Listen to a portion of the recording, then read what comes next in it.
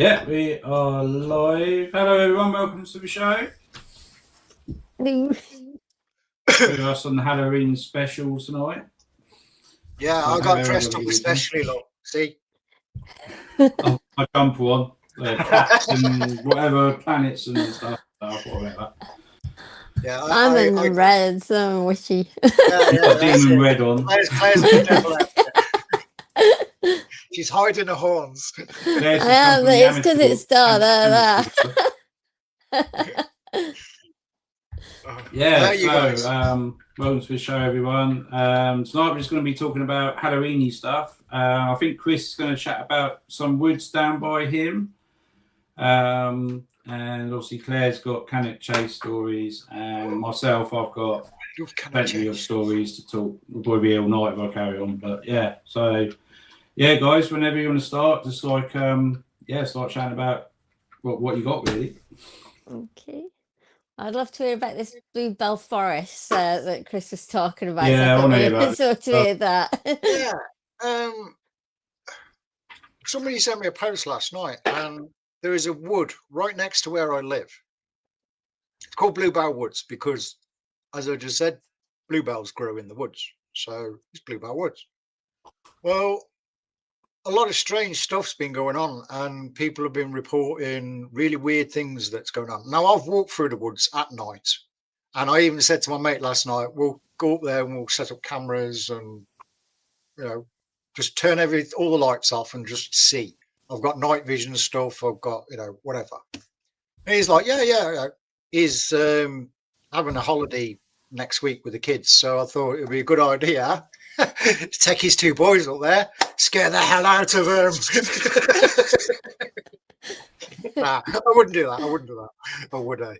But yeah, we're going to set up loads of cameras up there, and we're going to go and see what all the commotion is. Now, I've had reports of strange orb lights being seen amongst trees. Now, that could be somebody there with torches or anything. But the weird thing is, last night when I walked my mate home, I was coming back and just glanced to the top of Bluebell Woods, and there was a light really high up. Now, at the top of the hill, there is a map, and it's got all pictures on it, and it shows you what you're looking at because you're looking at over the sea and over the town and everything. So you've got pictures of birds that you see in the area, like red kites and that. It could have been somebody standing up there with a torch looking at that. It's about the right height. So when I come straight back home, said to my mate, I goes, either somebody standing on top of the hill with a torch or I've just seen a UFO. It's probably somebody with a torch. So we'll set up cameras, we'll go up there, and we'll do one night investigation. If we catch anything, we catch something. If not, then I'll give it a try again in the summer or something. But yeah, I keep hearing a lot of stories about woods in the nearby area. We had a report of a rake in one of the woods that somebody reported. Not heard anything else since about it.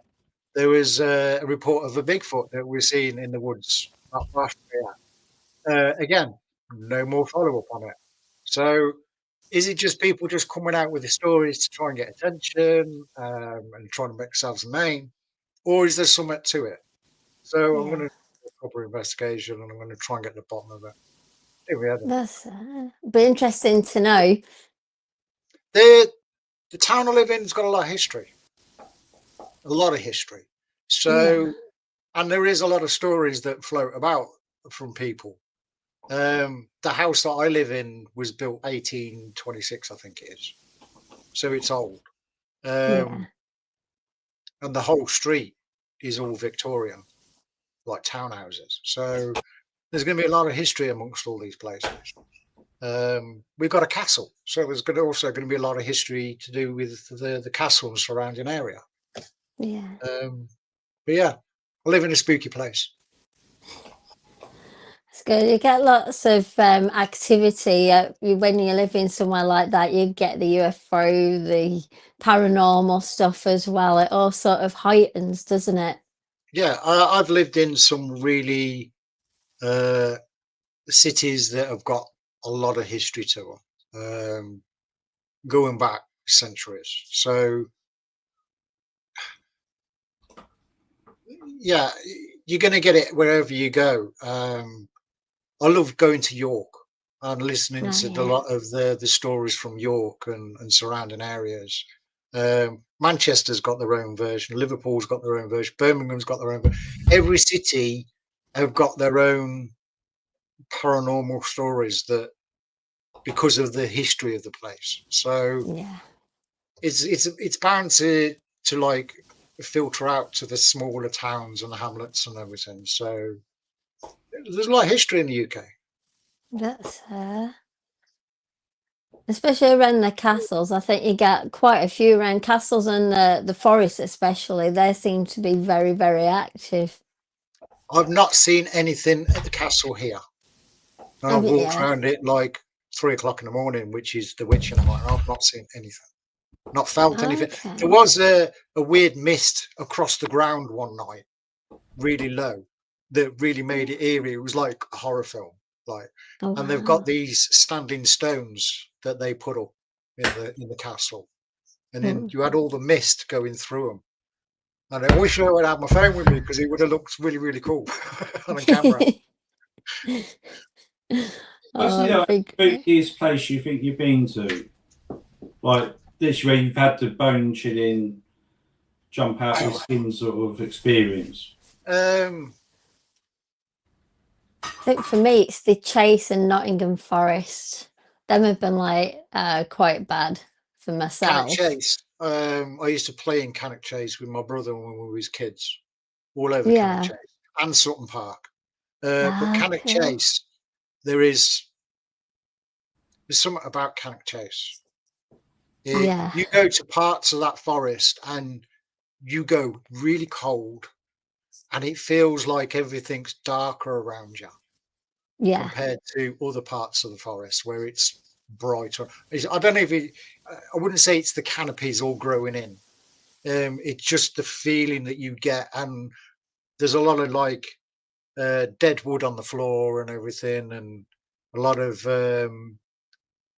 what you call it, moss has grown over everything, so it makes it look and feel more spooky than probably what it is. But the stories that come out of Cannock Chase, lights in the sky, lights in the trees, lights on the ground. We had our own encounter of seeing a green ball of light about 2 foot off the ground. We was with a school, 14 kids, 2 members of staff and a teacher. We're all walking up Cannock Chase on one of the gravel tracks that they've got there. The path is higher up than the grassland, and either side there's trees. So you're walking down like an avenue high up. There was a green ball of light, misty light, but you could see it was a ball of light 2 feet off the ground, and then it disappears into the trees. And instead of like hitting a tree and then just dispersing, it's like gas or whatever, it's going around the trees. Now I've turned around to the teacher, and he's automatically turned around and said, "Oh, swamp gas," because there was swampy areas where water, small ponds and things. So he's automatically said swamp gas. Everybody's believed in swamp gas except me. Yeah. I wouldn't accept it. I was like, "That's not swamp gas. Swamp gas don't go around trees. No. Swamp gas would hit a tree and disperse or whatever." You know what I mean? So I argued my case. I got a bollocking for it off the teacher because I was arguing my case. But that was me. And it was weird. And there was also walkers coming towards us. They stopped and they witnessed it as well. And then we just carried on walking, just all right, remember, let's go. We all had clipboards, so we had to keep writing down things that we'd seen. And I'd put green ball of light 2 foot off ground and got told that I weren't allowed to put it in my school thing. Really? Yeah. I was we was outward bound, so probably I was about 10, 11 years old. Right. And we used to go everywhere with Whittick, which was a school I used to go to. Never used to go home at weekends. It was only during holidays. So all the kids that stayed at the school, there was there was a member of staff called Mr. Morris and a teacher called Mr. Ratty. And if they was on duty on the weekend, you was in for a good weekend. Okay. And all the kids was like, oh, please let it be Mr. Ratty on weekend. Please let him be on the weekend. Because they would take us on like outward bound courses, going camping in the Lake District, camping in Wales, South of England. We've been all over. And we did so much activity. So we and also every weekend they would tell us ghost stories and scare the absolute crap out of the kids, right?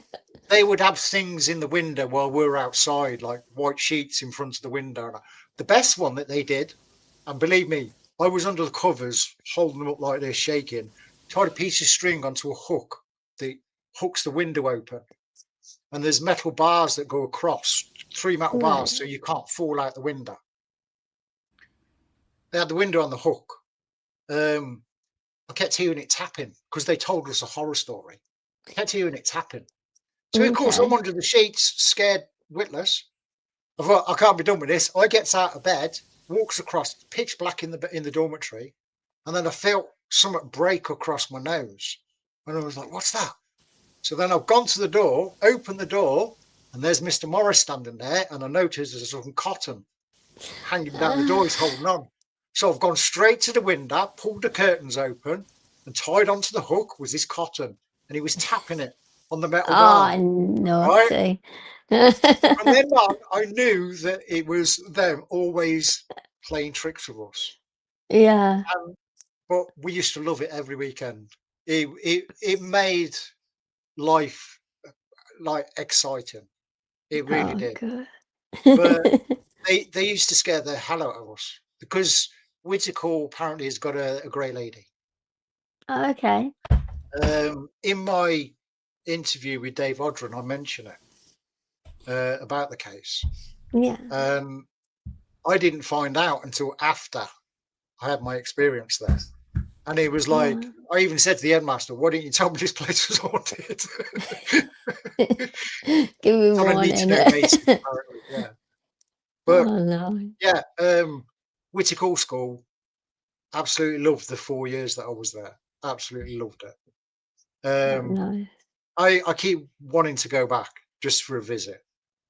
Yeah, just see the old place, the grounds and everything. So I'm going to do it. I think they let you do that. I've heard they do let you go back and see your teachers if they're still there and things like that. It is. It's it used to be for physically and mentally handicapped, and then it changed into a children's home or boarding school. And then it changed into a business school. So it's still a school, but it's just changed its genre over the years. Yeah. And the old place is still, the same. The grounds are still the same. There's some buildings that have gone and that, but the adventure playground that we had built for especially, that's gone. I was gutted to see that had gone. But yeah, I used to keep things to minimum, don't they? When it turns into a business one, it keeps it very bland and formal. But it's sort of like took the soul out of the school a bit. I mean, we had our own swimming pool, we had horses, we had everything there. Didn't want to go home out there some holidays. I wanted to stay. I'd have been taking the horses back. Every day we had to. Monty and Prince. Monty was a Shetland pony, black, and he used to just come up and bite the back of your leg. He was a nasty little sod, but loved him. And then Prince, and he was just a brown pony, black mane. And we used to take care of him. I learned how to saddle and put bridle on a horse and how to clean out the hooves. I learned everything. And then went on to do my braids and do some riding for the Princess Anne Disabled Trust. So, yeah, loved it. I've been reminiscing a lot lately. It's been really weird going over old stuff with my brother and all that lot. So, it's good. Good. It's nice to revisit everything and see what you've gone through because you remember more and more things when you do as well. Well, that's it, because there's a lot of my childhood that's blocked out. Like, I think it's trauma. I need to see a deep regression hypnosis, because there's a lot of locked away stuff that needs to come out from my experiences. So I need to chat to a few people and get it sorted. But yeah, apart from that, everything's hunky. There you go. You might remember even more spooky stories.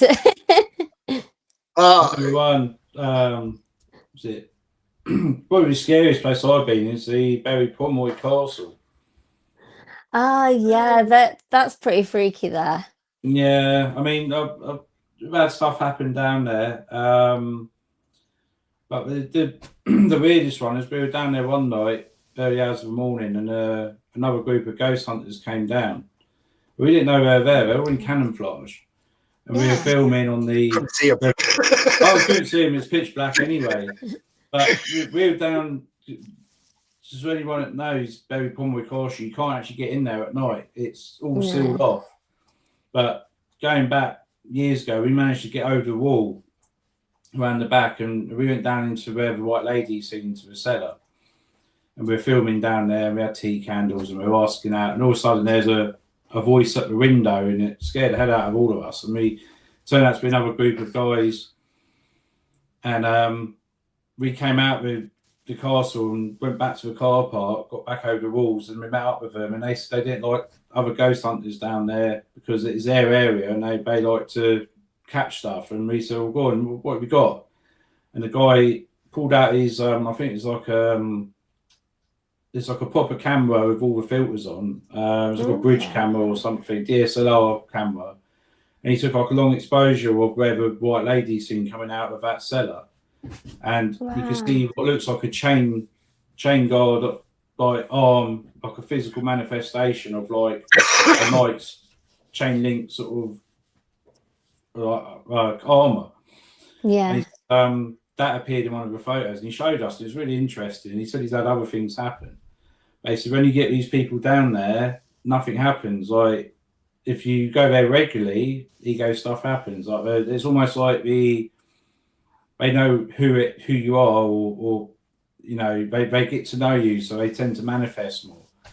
And but it's only scary night we went down there. But other times, me and Dave went down there, and we caught like a red light through the gate.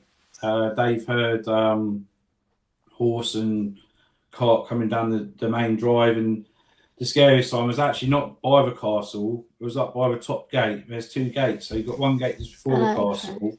You've got one about a mile away, and there's like these two cottages, and then you've got the haunted woodland. So we're up by the gate yard, and we're basically, as our first investigation there, and we're telling each other, come on, let's go down there. And none of us, it's only me and Dave, and I said, no, I ain't going down there. Sod that. Pitch black. Anyway, we sat there. Dave's taking photos. I had a Vauxhall Cleaver at the time, and he's taking photos through the sunroof, just putting his hand up, taking photos, and he's getting these orbs all saying, he's going, oh, well, these orbs, and could have been insects or whatever, I don't know. But I had the side lights on, and literally I saw this mist come across the lights. All of a sudden, the mist sort of rose up into a figure, and it was just like, it went to turn, and that was it. The ignition went on, and I was out of there, and Dave was hanging out with sunroof, taking photos of outside.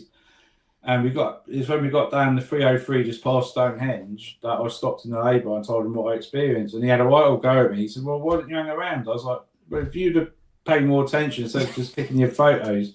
I said, it scared the shit out of me. I was just like, literally, it was like a mist. I didn't think I was just staring into the darkness. It was a mist sort of went across like that, and all of a sudden just stood up like that, and you literally saw a figure. Yeah. And it went to turn. Like, I didn't see a face. I didn't see anything. It's just like the whole thing just turned, and I was like, well, I'm out of here like that. Just drove off, bolted down the lane. That scared the hell out of me. But now I think about it, I should have really hung around. And yeah, I'm a bit more. Back then, I was what, 25, something like that, years old, 26 years old, I think. It's quite some time ago. And it's like when we first started doing this, because originally we were ISOC, In Search of Proof. That's what our website was. And we did it when we were around that sort of age. But yeah, it's the first time I actually went out investigating. But since then, I've grown a pair and sort of seen a lot more stuff, shall I say, which is, yeah, It's a definitely. tense place, though. I mean, that's where I saw a monk in the courtyard, and David saw the grey lady Yeah. walking up and down in the hall. And then she just sort of stared straight at him and sort of come down. And I said that was pretty freaky. And when I saw the monk, it was just sort of swooping around the courtyard. And I literally fell backwards because I thought it was like going to come at me, sort of thing. So I just sort of jumped out of the way, but it didn't. It just sort of swooshed right past. It was sort of like going around the whole courtyard. It was really, really weird there. Well, yeah, we took disposable camera when I went with a couple of friends during the daytime, and this pink mist kept appearing on the camera. We got it developed. I remember Yeah. going to Tesco's to get it developed, and the lady said nothing came out on this camera. She goes, "Do you want to pay?" And I think it's like £6 or something to get the film developed. I said, "Yeah, we'll pay it." And it came through every single photo. You got the castle, but there was this pink mist in the background, and it was just so weird. And with a point and click camera, you just literally click like that. So Yeah. no way you could get your finger in the way of the lens. And I remember we were taking photos, random photos of the castle, and this pink mist just kept appearing. It was so strange. And the other time we went down, I was actually went on my own. And I walked down the side of the castle, and it's almost like time stopped. Like there's a little path that goes down the side, down by the bottom. I don't know if you know, Claire. There's the Yeah. old mill down the bottom there, and it's like a river, and that's where the girl on the gate scene. So I went down there, and I was looking up at the castle, and it's almost like the clouds had stopped and the birds had stopped singing. It was so strange, and it was before when I was in the car park, the birds were singing. I got halfway down that path, and there's a rush of wind. The trees sort of blew, and it was just still as anything. There's no noise at all. It's like almost as if you were in a bath and you put your head under the water. Oh, It was yeah. like that effect, and it was just that for about 30 seconds, and then all of a sudden the birds started again. And I got down to the bottom where the river was, and it was fine, and that was really strange. Even by like, do you know where there's a cafe right at the entrance and some toilets? And I remember going into that, and it actually felt like you were being watched all while you were in there. I couldn't wait to Yeah. get back out. You just Well, feel that's like you'd be where eyes on you. we chatted to the ladies in the tea room and the cafe, and they said they don't like to be there in the autumn after dark, after about 4 o'clock it shuts. They don't like to hang around. And they said they see shadow figures in that toilet area on the walls, like shadows on the walls, but not so much boys, more or less stuff in the background. Yeah. There's a creepy. Oh. Yeah, I've not had a chance to see the tea room yet. Is that down south, is it? No, that's one at Berry Pomeroy. The tea room by me, that's Fiona's cafe. I was hoping to get her on tonight because I was chatting to her last week, Yeah. and she said she would come on. But I think because the tea room, she's still. I just literally walked down the high street. She's still in there sorting stuff out. Okay. But she's hoping to come on. And I was hoping Alan would come on as well, but I think Alan's a bit busy. But we've had a few things happen in there. We've done 4 investigations in there now with just myself, Alan, and Stephen, my brother. Not really got anything of interest apart from the hands, which I took with a camera with a night shot app. And that was strange. It was just a hand from nowhere. And the footsteps upstairs. That's all we got really. But other people have been there and picked up other things, you know.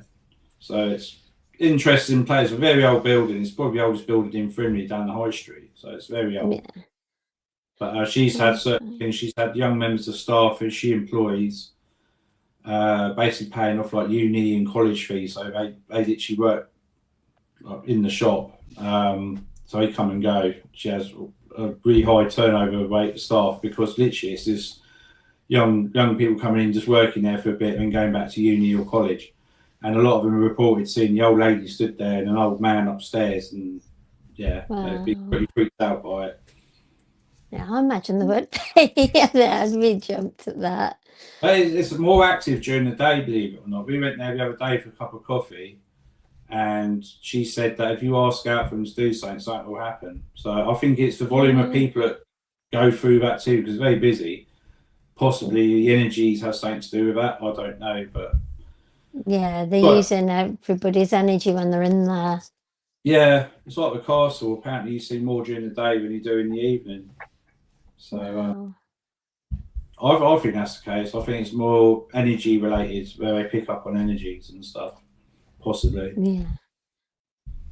In the chase, I've seen apparitions and flying objects and lights, and at the Castle Ring is quite famous for its UFO spots as well, isn't it? So there's been quite a few there and cryptids. So that one's an interesting one. I've gone during the day and at night, and during the day it can be really, really peaceful, really lovely, and then you go in certain parts of the wood and it'll be like silence, so like everything just sort of stops and it just feels like eerie, and then it'll carry on as you leave that area, and then at the night time that's when you get like the lights, the objects, and it's totally different at night, different atmosphere completely. I've been to Cannock Chase once at night time. Yeah. I didn't go in the woods. I just stick to the main paths. I didn't go in the woods. It's a bit creepy at night. We used to go on a night time, just sit in the car, and we used to have something to eat and just see what would go on. The German cemetery was barking, and Yeah. it sounds like somebody screaming or something. It gets really, really freaky in there.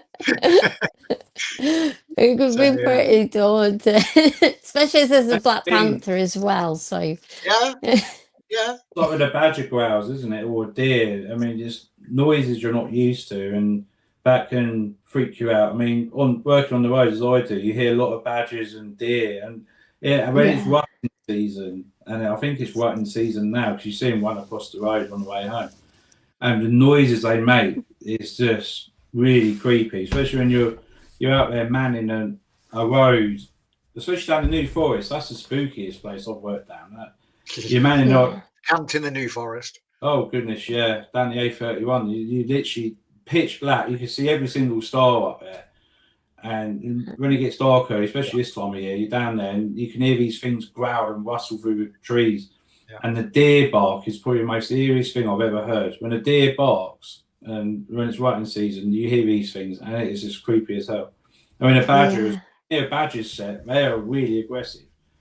And we're told about this anyway. We get briefed on it all. I've never seen a live badger. I've only ever I seen had plenty of times. They're aggressive little buggers. They really they'll go for you.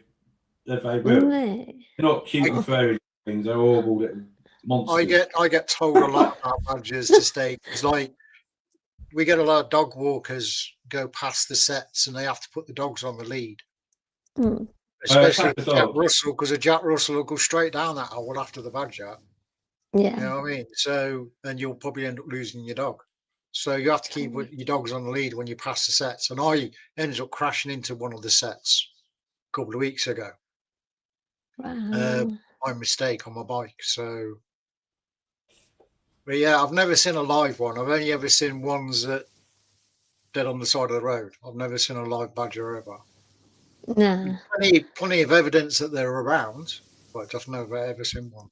And my mate keeps saying, "Look, just look at night time, like especially like where there's bins and that lot, like in back gardens." Yeah. He said, "You'll see them."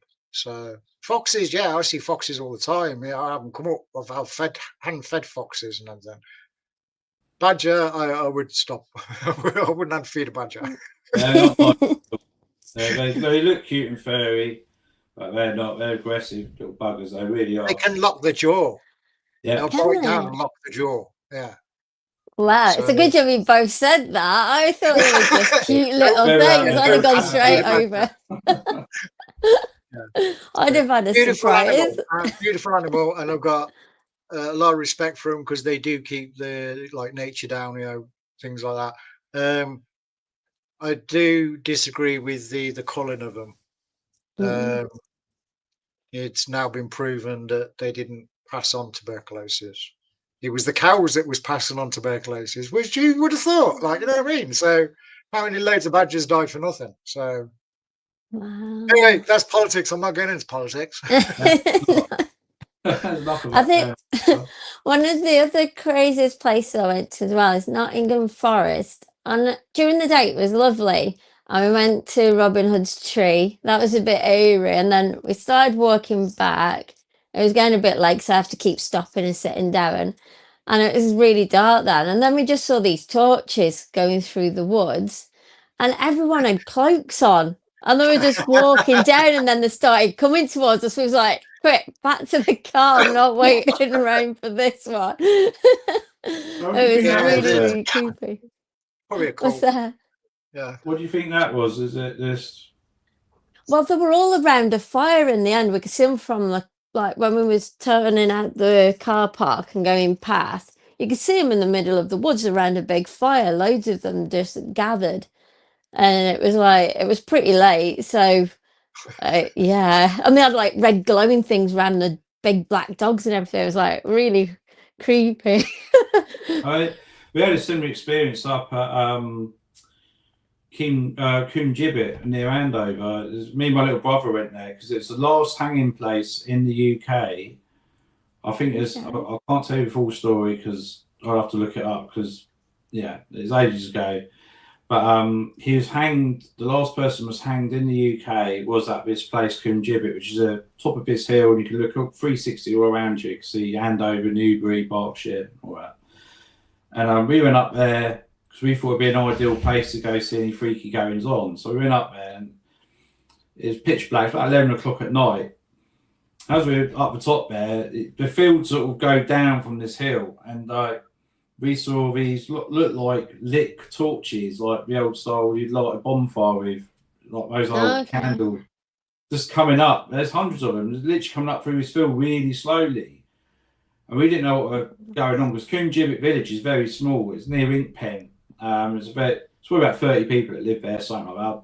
Don't know. But it's a local village, and we thought it was some sort of local, I don't know, gathering or something. So we got out of there pretty quick. I saw these torches going up towards us, and they were like lit. They weren't hand torches. Yeah. We think, what the crike is going on here? And we left. But what was weird is that earlier on that night, we went to Donington Castle during dusk. So we heard a loud scream coming up from the castle because Donington Castle, again, it's on a hill. There's not much of it left, but you can walk all the entirety in about 5 minutes, walking around the ruins. He went one way, I went the other, and there was reports of a green lady and a ghost dog at haunt there. So we went to this guy. It was just before sundown.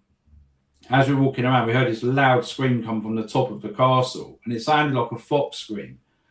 But he ran back round this way, I back round the other way. We both met at the entrance, and we like both said together, "Did you hear that?" Yes, but it was inside the castle, so it was really weird. And there's said to be a phantom guard, and he's said to be quite nasty. When you see him, he's got all these like missing teeth, and he just snarls at you. And the lady in green is called Lady Hobby or Hobie, and she's also said to haunt the Bisham Abbey, which is where we did a ghost hunt, and they caught the figure in the mirror, the man in the mirror, which I've got that photo of. She said to haunt there, and this sort of comes from Donington Castle, so it's all sort of related.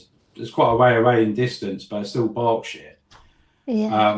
But yeah, we heard this loud scream, and we were like, "What was that?" And whether there's a fox at the top of the altar, right at the top there, we don't know. But it scared us both. We were like, "What was that?" That was really creepy. But we had nothing else. And later on that night, we went down Coombe Gibbet, had a look around there, and now those torches came up. We're like, "Let's go home. Let's give it a night now." It's really weird. That's interesting. So down the New Forest, there's supposed to be witchcraft and stuff going on. There's similar activity with the torches and that. Yeah. So There's supposed to be some bits in the chase as well, but that's the only bit I haven't seen. I've seen a lot of different stuff going on in there, but not the torches. There's in Plant Chase, there's what we used to call the clearing. Yeah. And it's just like a whole centre of trees have like been took out, and it's a clearing. And they used to sit and they used to put logs. You used to sit on the logs and have the fire in the middle. Okay. I've been there but I've only been there during the day for that. So I only Yeah. went to Cannock Chase once at night time. Drove there with some mates, mucking about, and one went off into the woods and kept yelling and screaming, and we were all laughing and joking and that. And then he'd run back onto the path, and then when I didn't go in the woods. I just stick to the path. No. Yeah. It's too much freakiness in Cannock Chase. Oh, it's a bit daunting going around, especially like because we were sitting there by the cemetery bit, which Yeah. is where we kept seeing the apparitions. And the one day when we kept seeing lights and things in the trees, we saw a really old car go in front of us, and that man with the glasses just glaring at us for being there. It was so weird. You had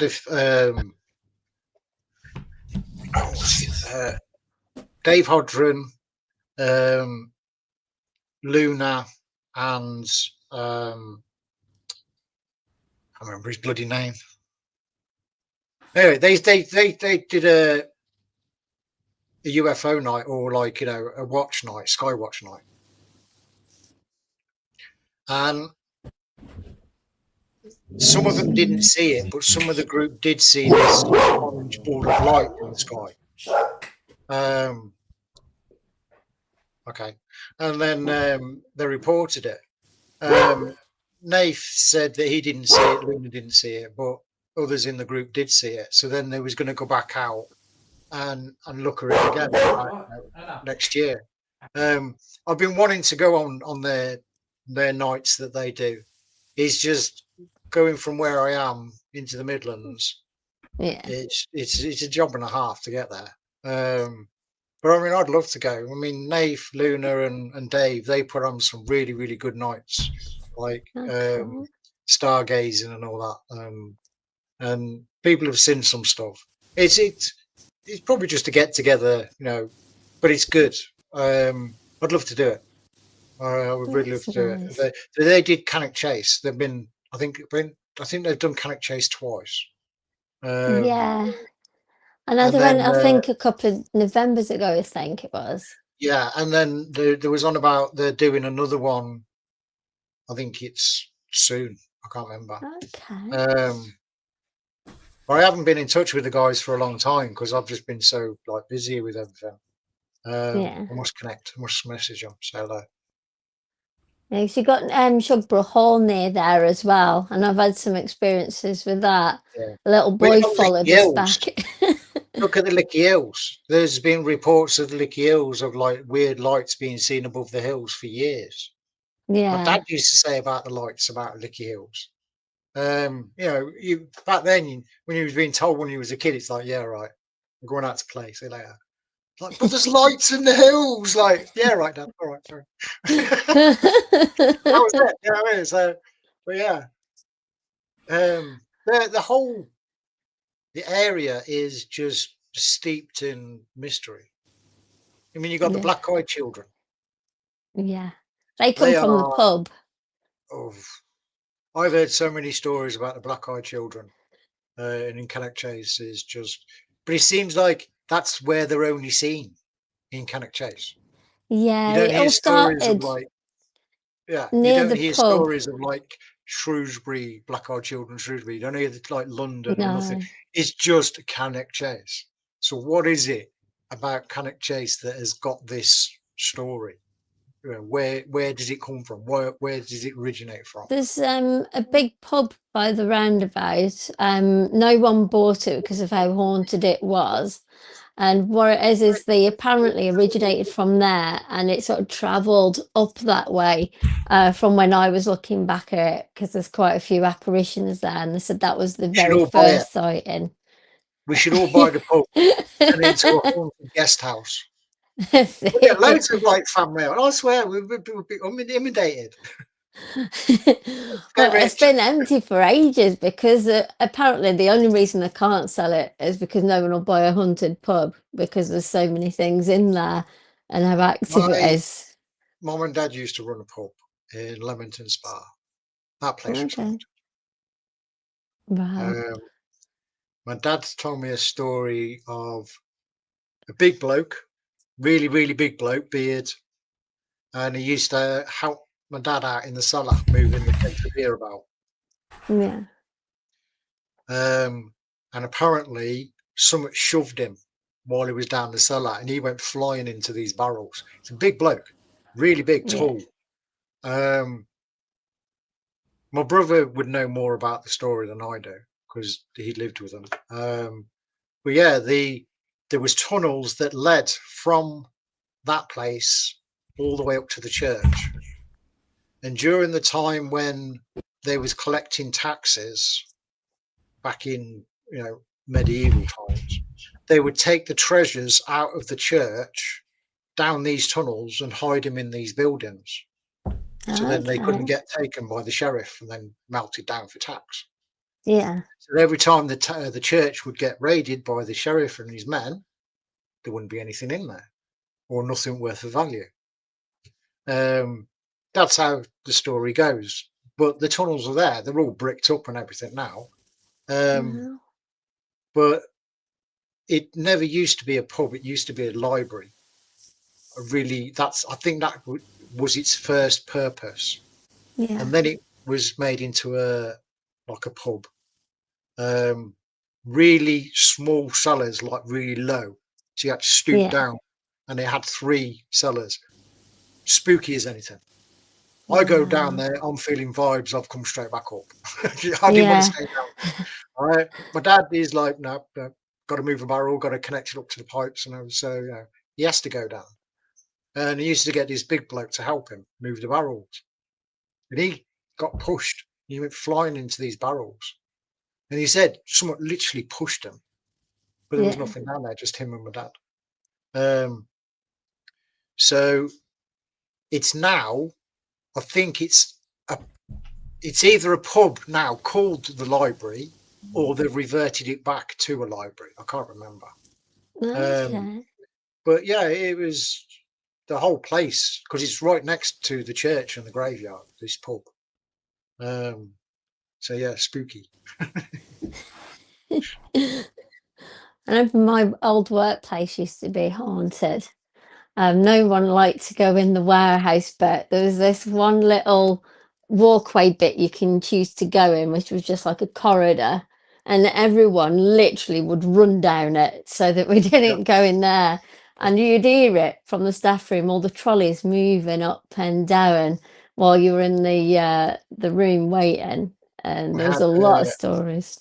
I had a friend who was security guard in a shopping centre at night time. Oh yeah.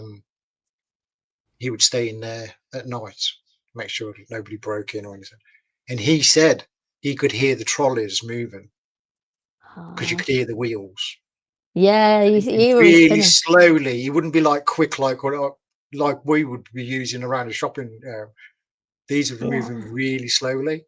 And he'd go and check it out, and the trolleys would all be lined up, but there'd be like 2 trolleys that would be out. And he told me about loads of little stories like that, of doors opening and closing, lights going on and off by themselves. And he's the only person that's in there. He's the only security officer that was in there. Yeah. And he'd have to make a record of it. So he would write all the stuff. He'd never get asked about it. He'd go in the duty book, but he'd never get asked about it. Has he got any sort of record of what it was built on at all? No. I say, because the shopping centre by us, Farnborough, that's had activity in there as well. It's had, my brother used to work there years ago, and he said there's poltergeist activities where W.H. Smith used to be. In the newsagents, the papers used to be lying around the place. Security guards reported strange goings on. One day, we actually followed a lady up by Wilkinson. She's walking out towards where the bus stops are, and she's smoking a cigarette. And they chased after, said, "You can't smoke in here, madam, like that." And she did literally just sort of disintegrate, just disappeared. That was one of the stories I remember. The lifts as well around that area is supposed to be quite active, where Debenhams used to be. And Stephen as well, he's written up on his site, which is the ghosthaunted.com. Memoirs of a Paranormal Explorer. And it's just his early years of when he wasn't actually going out actively looking for his stuff. He was just working at a shopping centre. And he said one day he's cashing up, and an old man was stood there looking at the, I think it was like the refrigerators or something. And he went down to confront him, and he time he got to the bottom of the stairs, this guy had gone. And where Sainsbury's was, there's people working there, they were saying that things were going on in Sainsbury's opposite. And the girls at Mr. Bumble used to be next door, the hairdressers. They actually turned around to him and said to him, they used to call Stephen Mulder because he's so interested in his like weird goings on. He used to be known as Mulder or Mr. Spooky. Oh. But it turns out the shopping centre was actually built on an old farm. We found out, I think Stephen did some digging, and it was built on an old farm, which is Oh, wow. a lot of land. And whether they disturb something or what, I don't know. But I don't know if it's still Yeah. active. There's lots of sort of flats going up there at the minute, so I haven't heard any recently. But that was interesting when he used to tell me about it. That was back in the late 90s, it was sort of like 99, 98, that sort of time. But yeah, it's quite Okay. interesting. But Well, yeah, a lot of it can relate to the land, can't it? If they've disturbed something that's previously there, they'll just stay there, won't they? And does it matter That's where what it I is? say a lot of, like, when somebody like has an encounter in their premises or something, Mm, I straight away I go, what's your house built on? It's yeah, not because you bought some home into your property's built on land that's got a haunting, yeah. and it's coming through to your property. So it's nothing to do with you. It's just that it's the land itself. It's got a lot of history in it. One of our old ones was because a lady had died in the lake, that was just at the end of the street. We found that out later on, but we kept finding water down the handrail. So like you'd be holding onto the handrails trying to come down, and they'd be soaking, so you'd nearly like your hands would slip. And that was a very weird. You probably remember me talking about that, Terry. We had things just flying around the room and things. It was we actually had a neighbour come up and knock the door and said, "How are you all settling?" Because our kids see the blue lady go past when we're going past the windows. We see her in the window, and so the whole street used to be aware of it, which was we didn't know until afterwards. So that was a bit crazy. I used to think that it was all rubbish. I never used to believe into it. And that. Yeah.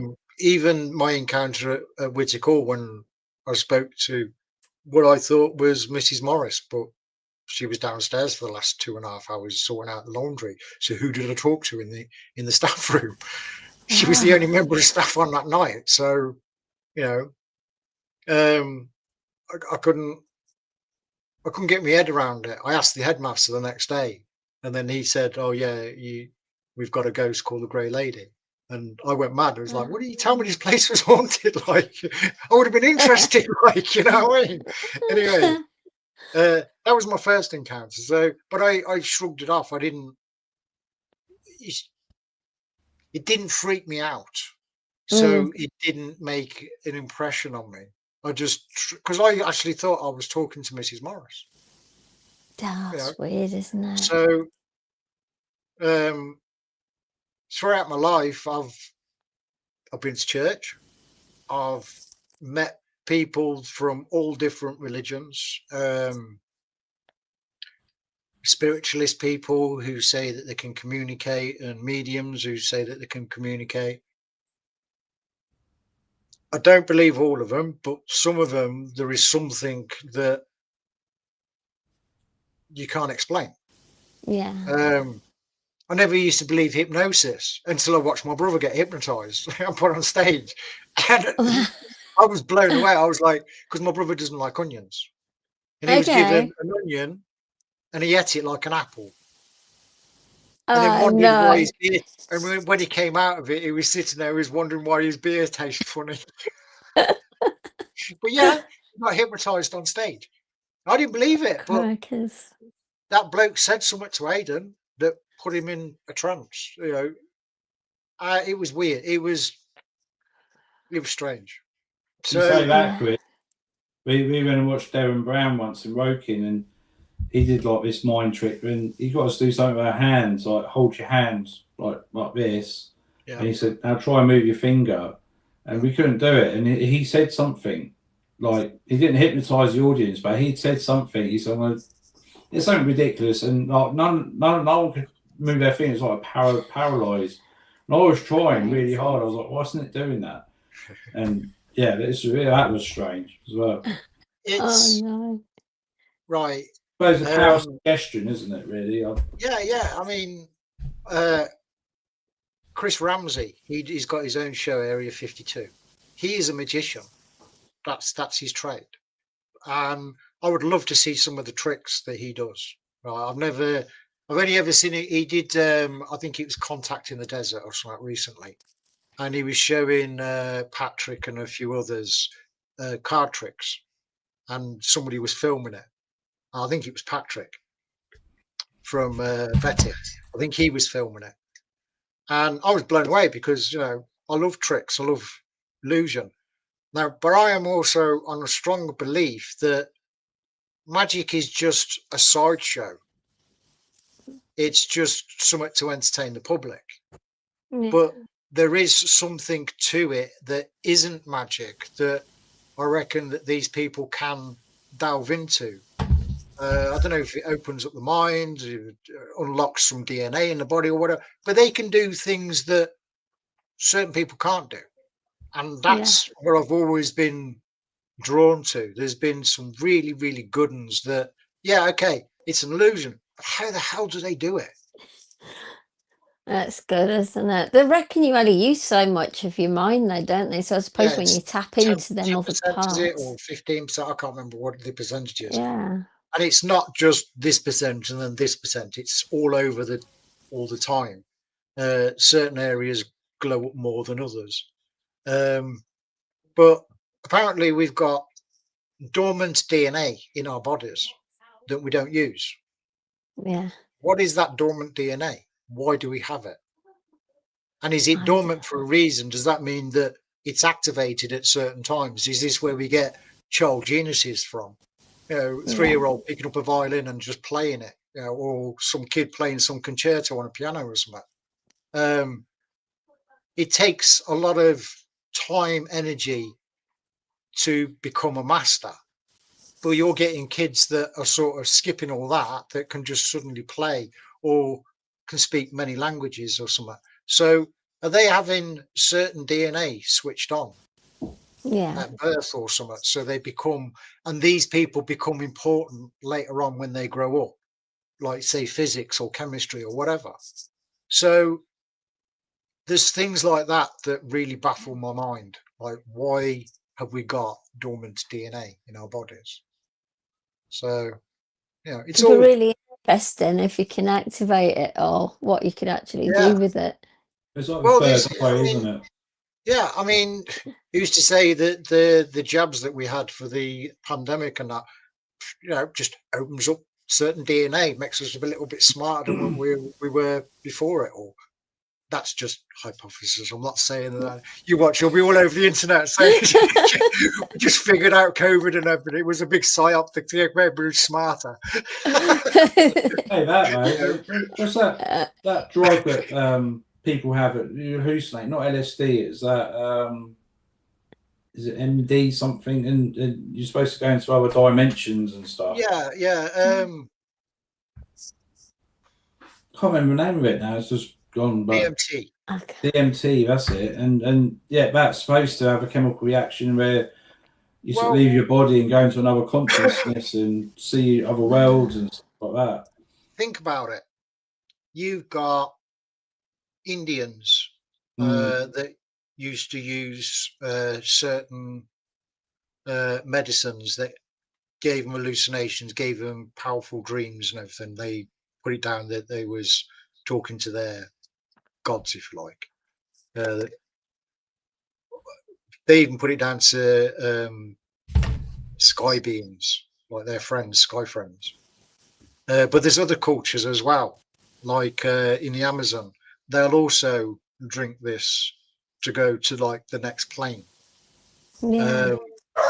But there's also been the experimental that the military did using different hallucinogenics like LSDs and things to enhance people's awareness. Now, I know from experience that yes, it does enhance your eyesight, your hearing, your surroundings. It's crazy what it does. It gives you also crazy visuals as well. Wow.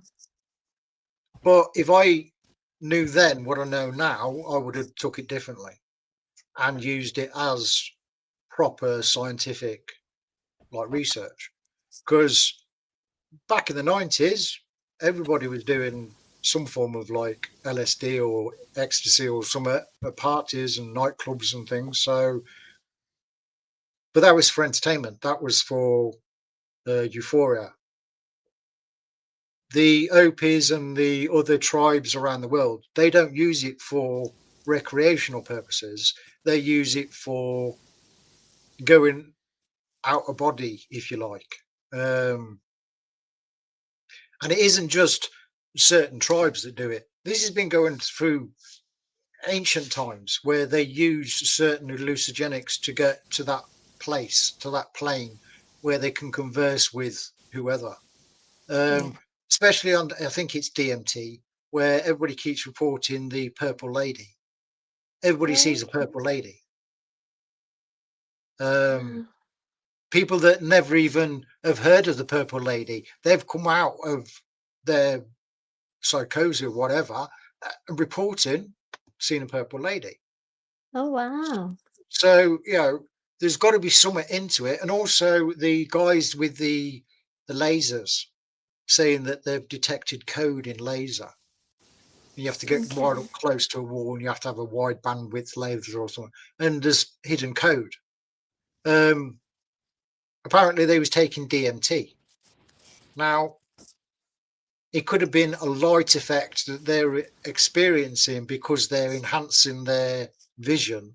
So they're seeing the laser light different to what we see it. That's my explanation. But I'm not arguing that they're not seeing a code.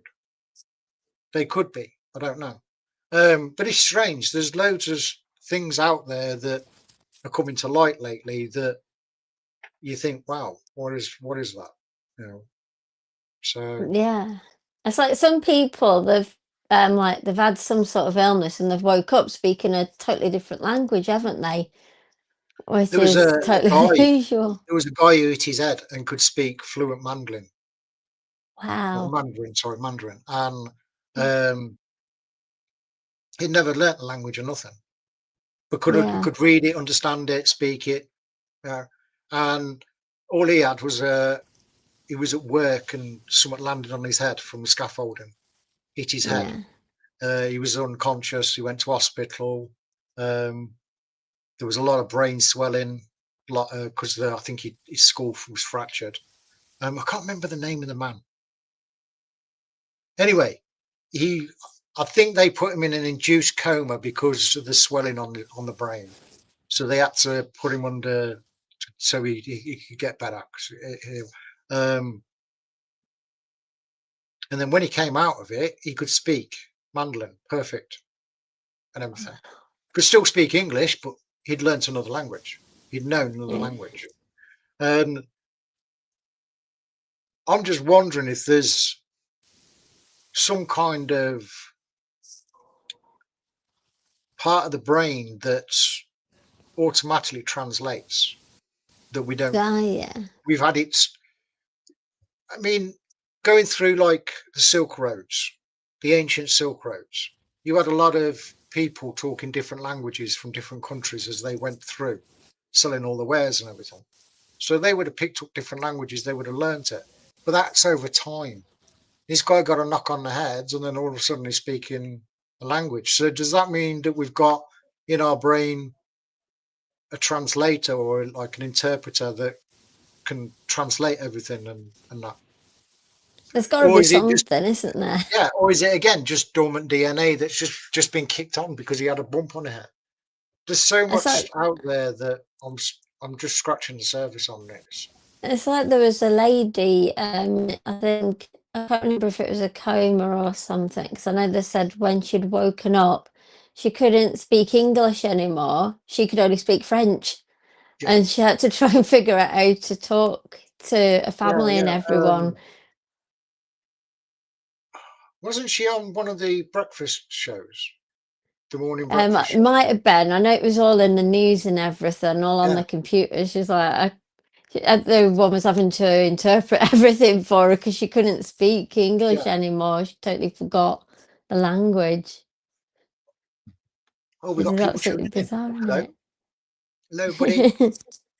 it? It's good to have friends about. Oh, sad. Right, There's so I'm going many to hit different it. things now. I'm going to hit it. 3i Atlas. What are your thoughts? We got to do it. Everybody else is doing it. But well, I think there's got to be something out there. That it's too naive to think we're the only ones in the galaxy. There's got to Okay. be something there. Whether if it's not getting the same sort of things as usually comets do, there's got to be something. But no doubt it'll probably be classed as a comet anyway. But I think it's just, even if it's not, I think it's just too naive for us to all think, yeah, we're the only ones, we're superior to everything. Then there's got to be something, but it's hard to say what it is until all them tests have come back. So it's Yeah, well, awkward. with NASA being shut down, as I said before the show started, there is personnel at NASA and they are monitoring 3i Atlas. It's just that they haven't dumped any data on it yet. There is a Mm. lot of other observatories around the world that are also looking at 3i Atlas.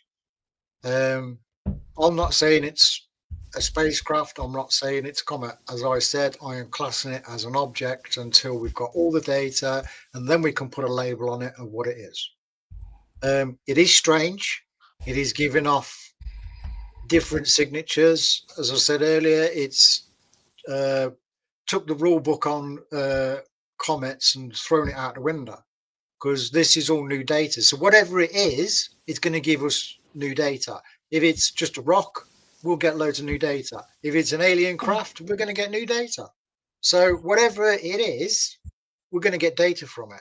So until Fair. that happens, it's just everything that you see online is mainly speculation. If you see a video suddenly pop up saying, oh, NASA's like announced that 3i Atlas has done this, it's rubbish. NASA hasn't released anything. They normally release stuff within 24 hours. It's been 2 weeks and they haven't released anything. Yeah. They won't It's release definitely anything. something new. Oh, yeah. Well, the anomaly is it's because we've never had an object like this pass through Yeah. our system. It's giving off a lot of nickel, hardly any iron, hardly any water, giving off cyanide, or is it arsenic? Arsenic, not cyanide, arsenic. Could be giving off cyanide. It's traveling virtually in a straight line, whereas normal comets, because of the jets of gas when it gets close to the sun, it pushes it all in different directions. So a comet can be just literally doing that through the sky. To us, it look traveling in a straight line, but you close up, it'll be all over the place. 3i Atlas isn't really doing that. It's staying its course. Now, I've heard stories it's going to slingshot around the sun, then slow down, and then as Earth catches up, we're going to end up having some confrontation with it. Rubbish. It's being monitored. It's now gone to the Earth Defense System or whatever it is. They've gone on high alert. NASA's on high alert. A lot of observatories are on high alert. This is something that we've never seen in our skies before. So it is interesting. We have to watch it. Yeah. Um, Because but I'm they'd not know going if to it jump was to. debris, wouldn't they?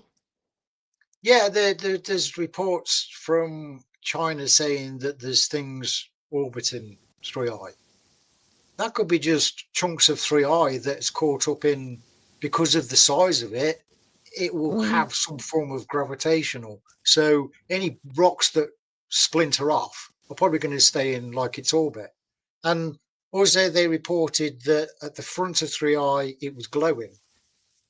My theory on that is it could be the same as the Northern Lights. So that would mean that 3i is being bombarded by solar winds, solar blasts from the sun, and it's hitting Yeah. some form of shield around the front of it. That could also suggest that 3i Atlas has got some form of magnetic field to it, if that's the case. There's loads and loads of speculation. I put this up on X the other day and got a few likes for it. And then all of a sudden the tail sort of switched, you know. So now it's facing away from the sun, whereas before the glow was in front of it. And so there's a lot of strange things that 3i is doing that Yeah. a lot of the mainstream scientists are still scratching their head about. They, until all the data comes in and they've gone through everything and they've triple checked everything, we're not going to know much. Now, I know that James Webb's supposed to have had a decent photograph or an image of 3i. Again, NASA's not released it. I keep seeing loads of rubbish online that a Japanese observatory had caught 3i Atlas, you know, and it just looks too clear, it looks too perfect. And it's like, no, that's fake. It's got to be AI. Yeah. And there's a lot of AI stuff out there about 3i Atlas that's just off the wall. A lot of the material isn't right. I like listening to people like Harvey Loeb. He's a scientist that thinks outside the box and is willing to share his findings of what he's doing. And then he puts those findings to his fellow scientists for them to do their own work and their own study on it.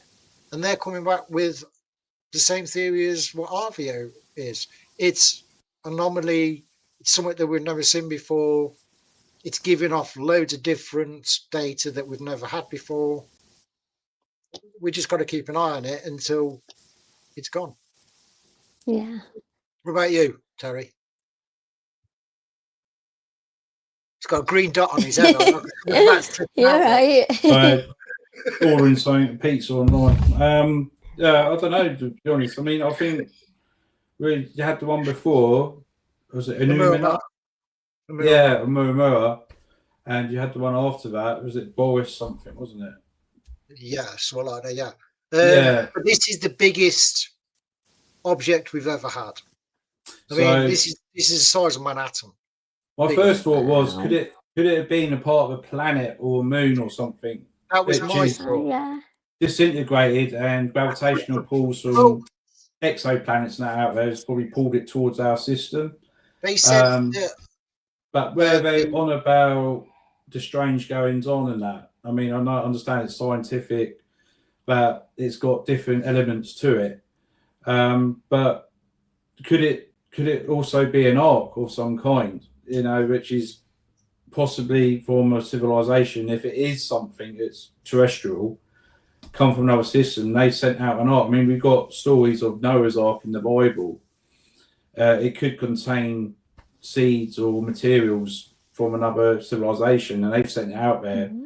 You got to think that if there was another civilization, they could be far more advanced than us, but could it be their modern society's broken down and they just sent out stuff out there? I mean, you can look at stuff on this planet, and if there was like a catastrophic event, we've got a seed bank in the Arctic which has got every single seed to rebuild the earth. Yeah. But also, what would be the ultimate goal if it was to happen? We'd go to another planet. They say life on Mars can happen if you terraformed it, that sort of thing.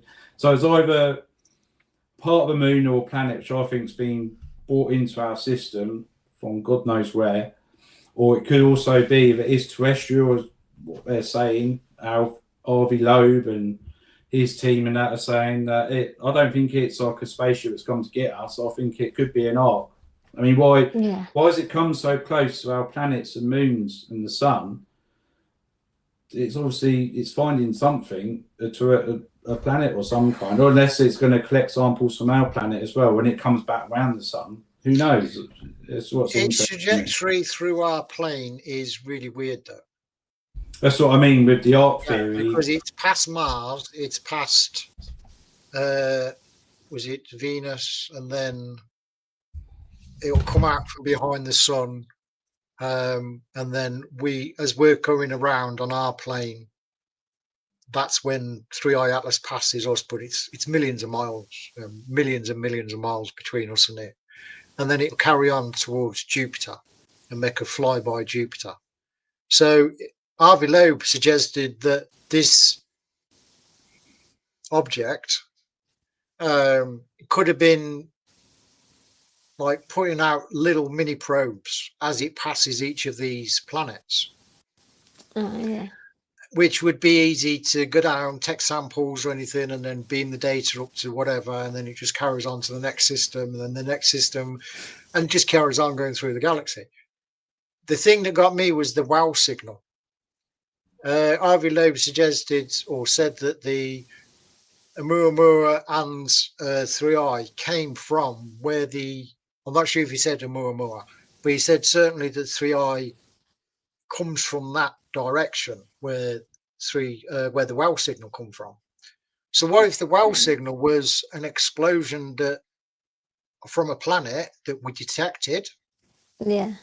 And this is remnants of that coming through our system. And if that's the case, is there more to come? Because we've had 3 big pieces come through already. So if a planet did explode in that system,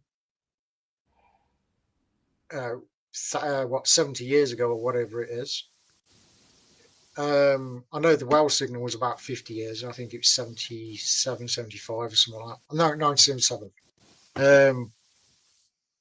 So over 40 years it's took, if this object has come from that at that time, it's took 40 years to get to us. Yeah, it's just like the debris could be traveling.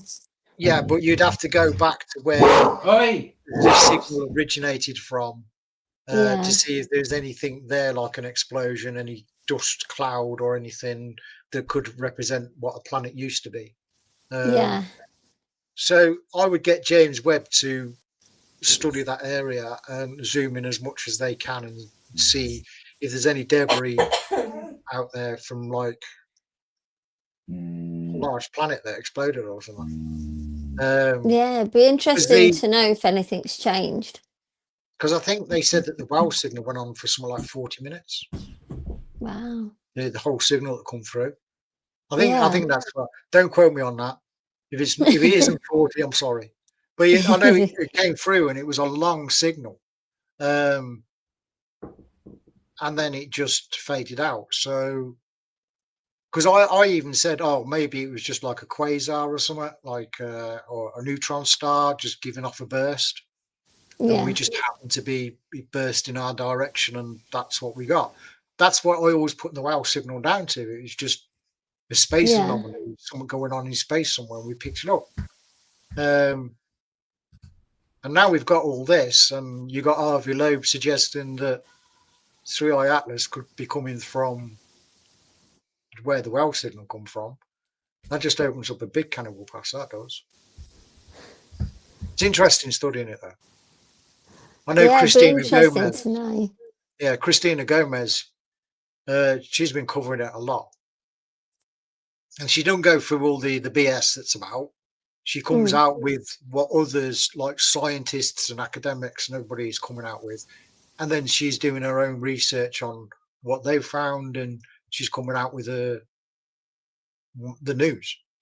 And it's refreshing. Do they feel it's more debris, or do they feel it's or do they feel it all is? Again, no one's jumping to it's alien. No one's jumping to its. People class it as a comet, but it's not Yeah. behaving like a comet. So I won't class it as a comet until it's been given the official label. To me, it's a large object traveling through space. Yeah. And I think that's a lot of. I'm not going to speak for Christina. She may have her own theories, but I don't think she believes it's alien. I don't believe that she thinks it's, she understands it's anomaly. And Mm. she's bringing us all the details of like what Harvey Loeb is saying and Beatrice with the star plates and everything. There's just so much going on that Yeah. to me it feels like an information overload. There's so much that we've got to go through, and now we've got 3i Atlas, and all the attention's turned to that, and we're still getting objects being seen in our skies, be it drones or spheres or light or something, and it's just a great time to be alive at the minute. Just loads and loads of just stuff going on. It'd be interesting if it is like a foreign object floating through, like debris or something, what materials that it contains that we're not aware of. That'd be good as well. Yeah, it probably contains a lot of metals that we won't find on Earth.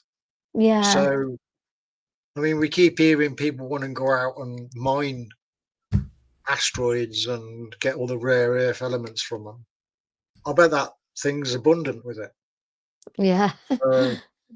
Send a spacecraft after it. We'll go and hook it with a big hook, drag it in, and start dismantling it. I Believe would me, like there's to think somebody out there the that's all that. yeah. I'd probably get some stuff happening if that ever did get pulled, then probably a lot more magnetic Well, things or something going on. it's going to be right behind the sun, apparently, on the 29th. And then after that, it starts coming back from behind the sun. And then we'll have about a week and a half, maybe 2 weeks before it gets from behind the sun. So we'll be in November. I think it's mid-November. And then Earth satellites and instruments can start monitoring it again and getting as much data as we can. I'm hoping that America's not in lockdown anymore and they've got all their government departments open so everybody can start back to work. Yeah. But there is people watching it. I don't understand why a lot of observatories are not coming out with their own data. Why are they waiting on NASA? Because I heard that people in observatories, the big ones, are told not to release any data on 3i Atlas, to store it, to hold on to it. So I don't understand why such secrecy. Yeah, it's a bit intriguing, isn't it? I think it's they don't want to cause probably mass panic until they've got every angle sort of captured, so that they can, like in pictures and images, so that they can go, yeah, okay, we've got a fair idea where it is now. What the government have done is they've watched the film Don't Look Up and basically wrote it word for word, and this is what we're being served today. They're telling you, don't worry about 3i Atlas. There's nothing to worry about. Earth's totally safe. You watch in a couple of weeks. It'll be parked right on our doorstep. It'd be crazy. I think they'll start finding something soon. It's gone over time, so 20 minutes over. So. That's it. We're going to get fined and banned and everything now. Yeah. So I think we call that a night on that one. But okay. We will convey it again next month. I think we've got a guest coming on, John Hanson. They said he'll come on the chat. So yeah, just go get it. He keeps disappearing. I keep hiding these blooming books I keep getting. So yeah, if anyone don't know, John Hanson is the publisher of Haunted Skies books. you can see there, sort of late. Well, one of the copies I got off him, full of loads of interesting paranormal UFO accounts, and go on his eBay store, and it's cheaper because a lot of what he's finding at the minute is a lot of other retailers selling his book for a lot more. And I saw one going for about £101 the other day. So you go on his eBay store, look up the Haunted Skies series, and you'll find it on there. And you pick a copy up for about 17-20 quid. So well worth the read. I haven't actually started reading that yet. I will start reading it. Send me a link. But yeah, he's an ex-police officer, served in the police, and is basically just retired and is looking up these cases. So it'd be interesting to have a chat with him, get him on. Hopefully that'll be end of next month.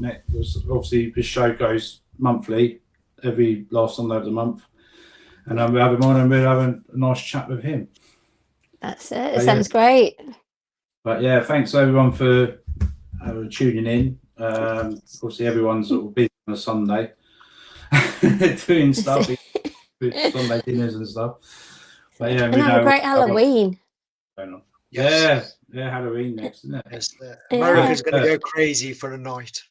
Yeah. I've looked at some of their decorations and their puppetry and the animatronic.